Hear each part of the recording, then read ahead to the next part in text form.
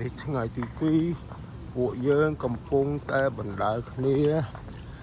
ទៅផ្លាស់ប្ដូរអាហារពេលព្រឹកដើម្បីធ្វើដំណើរទៅធរនៅក្នុងប្រទេសគេញ៉ាំទៅថ្ងៃទៅស្រួលអូខេទៅយើងញ៉ាំហើយយើងបានដើរទៅនេះទៅនោះអីទៅវាស្រស់ពោះ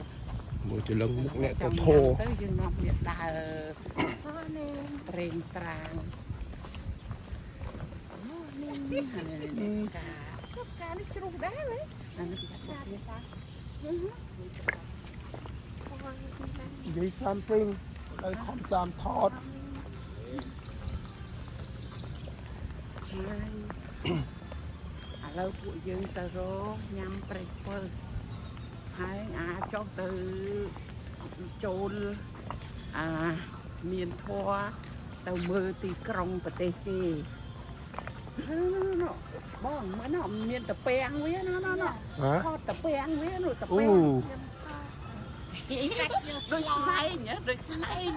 តាពាំងអានឹងផ្កាវាហ្នឹងតែវាដូចតាពាំងផ្កាដូចមិន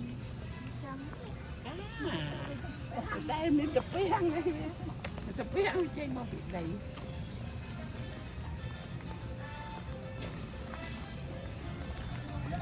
គេបើកមកម៉ោងនេះនោះអូខេ that's all